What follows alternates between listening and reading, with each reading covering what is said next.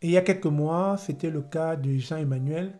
Et pas plus tard que à la veille de la nouvelle année, au moment où vous étiez heureux en famille, où vous comptiez les minutes afin de vous souhaiter bonne année, malheureusement, ce ne fut pas le cas de Augustine, ce Nigérian qui est arrivé par le chemin de Roxane en 2017 et qui vit déjà au Canada depuis 7 ans dans la province du Québec, a des enfants, dont un de 3 ans et un de 5 ans, et précisément va se faire déporter le 10 janvier 2025.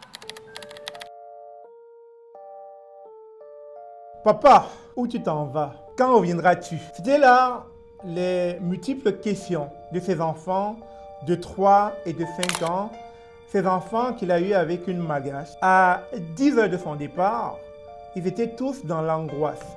Il était attendu à 5 heures du matin à l'aéroport Pierre-Elliott Trudeau pour qu'enfin sa déportation puisse prendre effet le 10 janvier 2025. Heureusement pour lui, l'Agence des services frontaliers du Canada en a décidé autrement. On lui a donc donné un sursis de 8 semaines afin qu'il puisse encore rester au Canada.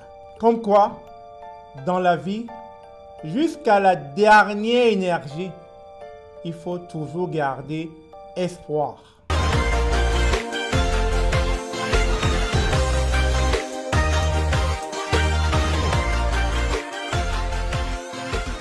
Bonjour, bonsoir. Bienvenue sur la chaîne de l'immigration et de l'entrepreneuriat. Si c'est la première fois que tu arrives sur cette chaîne, mon nom est Stéphane Chouapi.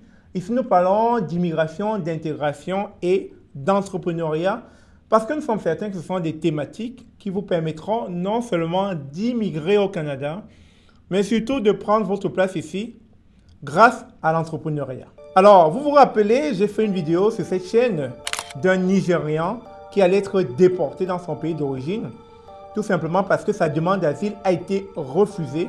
Et donc, on lui a sommé qu'au plus tard, au 10 janvier 2025, qu'il devait quitter le pays, qu'il devait quitter le Canada. Malheureusement, il avait déployé plusieurs recours. Après sa demande d'asile, il a pris 2 avocates parce que l'un des avocats qu'il avait pris, lui, ne faisait plus partie du barreau et a donc mal géré son dossier, ce qui fait donc que ça était un tournant décisif dans certains refus dont il a été question.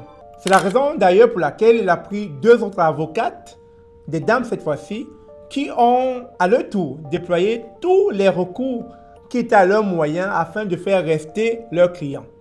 Malheureusement, tous les recours sont tombés à l'eau. Même le dernier recours qui mettait en avant l'intérêt supérieur de l'enfant, comme quoi sa fille de 5 ans allait avoir une chirurgie. Et donc, c'est une des plaidoiries que l'avocate a faites, comme quoi il aurait fallu que son père soit là, juste pour l'intérêt de l'enfant, que le parent soit là, pour que l'enfant ne vive pas cela de manière dramatique. Malheureusement, tous ces recours sont tombés à l'eau. Tous ces recours ont été balayés de la main par l'agent des services frontaliers. Et même les députés n'ont rien pu faire dans ce dossier.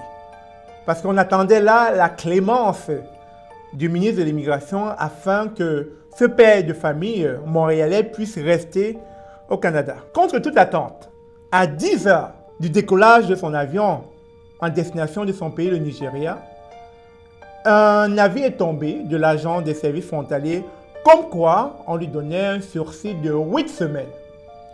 8 semaines qui fut pour lui un cri de joie, un soulagement, un apaisement pour lui et les membres de sa famille. Ce qui permettra donc, pendant ces 8 semaines, à ses avocates de regarder tous les autres recours possibles à mettre en avant afin que son statut puisse réellement changer et qu'il puisse réellement rester définitivement au Canada. Nous espérons que les 8 semaines ne seront pas une nouvelle fois un compte à rebours. Parce que vous savez, c'est vrai qu'on a étiré, on lui a donné un sursis de 8 semaines, on a étiré son séjour. Mais après 8 semaines, qu'adviendra-t-il de son statut au Canada? Devra-t-il rentrer dans son pays d'origine? Ou devrait-il, grâce à ses avocats, recourir à d'autres recours qui pourront le faire rester définitivement au Canada. Affaire à suivre, affaire que nous surveillons de très près. Parce que ça nous concerne, ça vous concerne. Il est important de savoir comment la loi se comporte face à ce genre de cas. Merci encore d'avoir suivi cette vidéo. N'hésitez pas de me partager vos opinions en commentaire. Ça m'intéresserait de bien savoir quelle serait votre attitude si jamais un tel cas vous arrivait. Sur ce, merci encore. On se dit à très bientôt pour d'autres vidéos. Je vous aime.